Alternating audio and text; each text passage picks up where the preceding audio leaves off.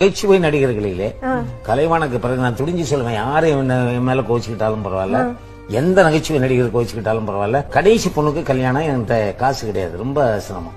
தம்பி விவேக் கிட்ட போய் ஸ்லோன்ல ஒரு நாடகத்துக்கு கூப்பிடுறாங்க, அது போனா எனக்கு ஒரு 50,000 ரூபாய் என் பொண்ணு கல்யாணத்துக்கு கிடைக்கும். எவ்வளவு கிடைக்கும்னு கேட்டாரு. உங்களுக்கு ஒரு 50,000 ரூபாய் கிடைக்கும். எனக்கு என்ன கொடுப்பீங்க? ஒரு 2 லட்சம் ரூபாய் வாங்கி கொடுக்குறேன். சரி நான் வரேன்ட்டார். பிளைட் டிக்கெட் போட்டுட்டேன், அந்த 5 ஸ்டார் ஹோட்டல்ல ஓட்டு எல்லாம் போட்டுட்டேன். நாடகமும் முடிஞ்சு போச்சு.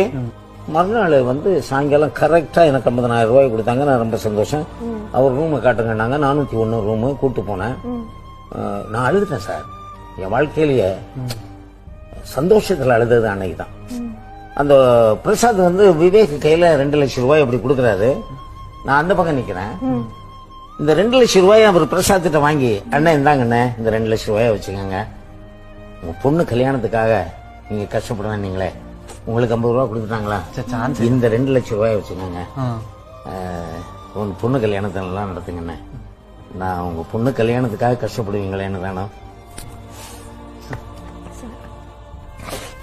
என் வாழ்க்கையிலே கலைவாணருக்கு பிறகு அவன் தான் சார் ஆக்டர், அவன் தான் சார் மனுஷன்.